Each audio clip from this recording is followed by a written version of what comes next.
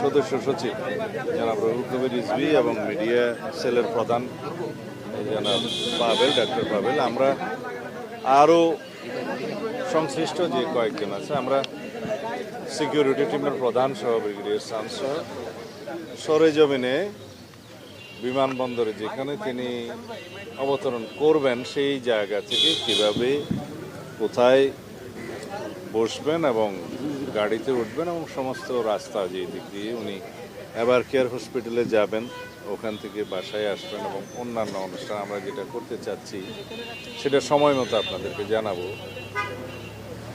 সেগুলো সরেজমিনে আমরা একটু পরিদর্শন করে এবং সংশ্লিষ্ট সকল কর্তৃপক্ষের সাথে একটু সমন্বয় করতে গিয়েছিলাম। আর নিরাপত্তার বিষয়টি আলাদাভাবে সরকারের সংশ্লিষ্ট মহলের সাথে সব বিভাগীয় প্রধানদের সাথে আমাদের নিরাপত্তা টিমের যিনি প্রধান এবং অন্যান্য সদস্য আছেন তারা সমন্বয় করছেন বেশ কয়েকদিন থেকে।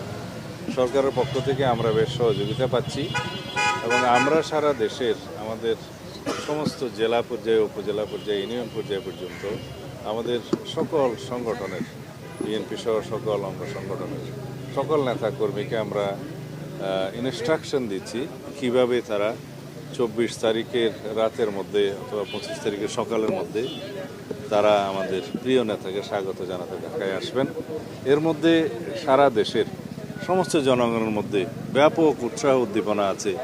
দীর্ঘ 17 বছরের কষ্টের নির্বাসিত জীবন শেষে আমাদের এদেশের গণতন্ত্রের রক্ষা কবচ, আমাদের আগামী দিনের, আগামীর বাংলাদেশের যিনি নেতৃত্ব দেবেন ইনশাআল্লাহ, তাকে এক নজর দেখার জন্য আমরা গণতন্ত্র অবমুক্ত করতে পেরেছি। ফ্যাসিবাদের বিরুদ্ধে সংগ্রাম করতে করতে এই ফ্যাসিবাদ বিরোধী রাজনৈতিক সংগ্রাম, গণতান্ত্রিক সংগ্রামের সুদীর্ঘ 16-17 বছর তিনি নেতৃত্ব দিয়েছেন আমাদের।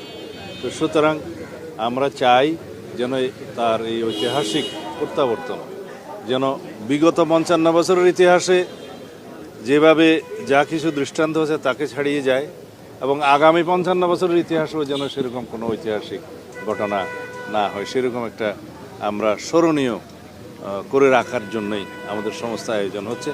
আশা করি সারা দেশের মানুষের জন্য অপেক্ষা করছে। আপনাদের সকলের সহযোগিতা প্রয়োজন।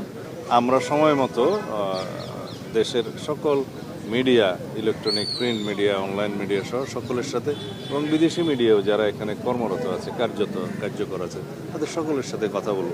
আপনারা জানতে পারবেন আমরা একটু নকশাগুলো চূড়ান্ত করি।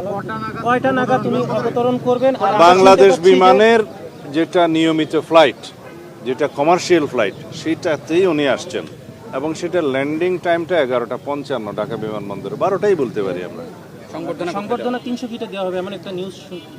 আমরা জায়গাগুলো দেখছি, যেহেতু বাংলাদেশের জনগণ তাকে এক নজর দেখার জন্য উদ্গ্রীব হয়ে আছে, উন্মুখ হয়ে আছে এবং তার দুটো কথা শোনার জন্য উন্মুখ হয়ে আছে, সেই জন্য আমরা ব্যবস্থা করার চেষ্টা করছি কোন জায়গায় হলে সেটা ভালো হয় এবং আমরা সেটাকে অ্যাকোমোডেট করতে পারবো, সবাইকে আসতে পারবো, জনদুর্ভোগ যাতে না হয়, সব কিছু বিবেচনায় আমরা জায়গাগুলো পরিদর্শন করছি। আপনারা জানতে পারবেন।